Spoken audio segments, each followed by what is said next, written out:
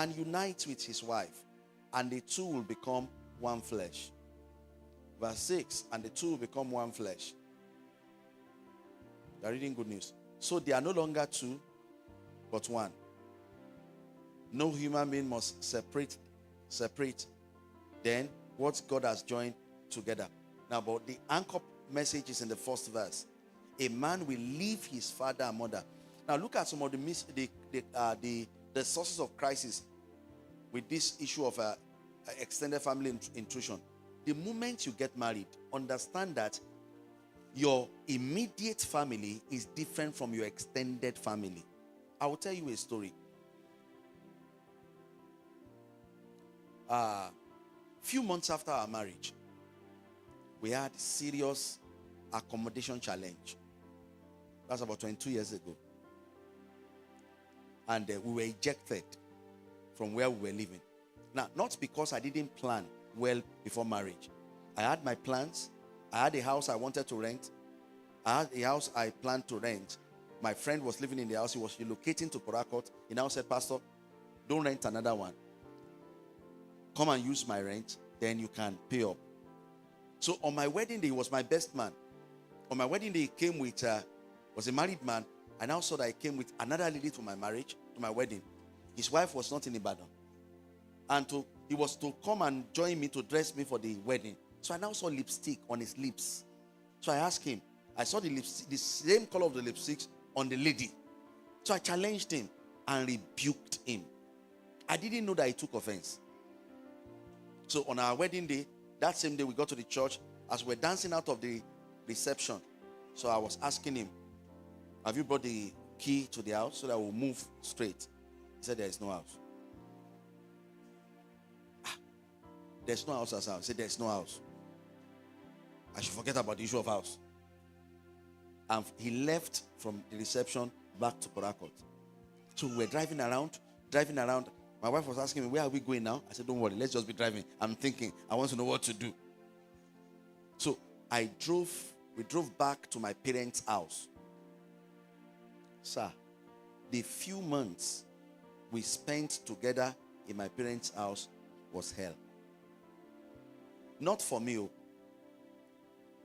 Because the first thing they demanded was, she's the wife of the house. She should do the cooking. She should do the washing. She should take care of the environment. And I had younger ones. I was the first son. You can't imagine my younger ones will finish eating and they will want my wife to come and wash plates.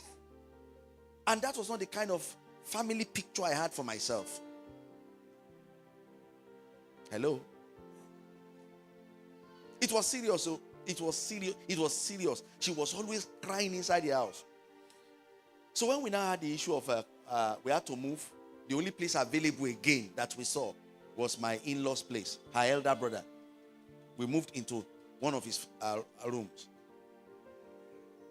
I think we spent about 1 year, 6 months in that house at NTC here. My wife's mom and dad live at Okebola. Do you know that they did not know? She did not discuss with them that my husband does not have money to rent house. The moment you are married, you are married. Things of your marriage should not be shared with your extended family. Now, I'm a father of 3 biological children. If my daughter gets married and come to tell me that her husband is having issue with her, who do you want me to support? I will tell my daughter, you better come back home. Or I will tell the guy, wo to ba fe kin fi olopa ba ti je abi kin lo tie mole ma hale momo mi o. Are you getting what I'm saying? There are certain things about your marriage that must be left between both of you. Family has caused a lot of problem because you exposed some of you talk too much.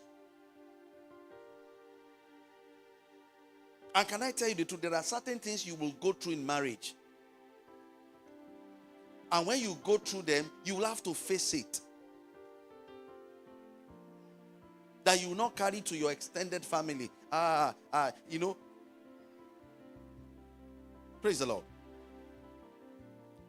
And you know this truth I want you to understand about your extended family too. there must be a limit to which you must also allow them to poke nose into the affairs of your home.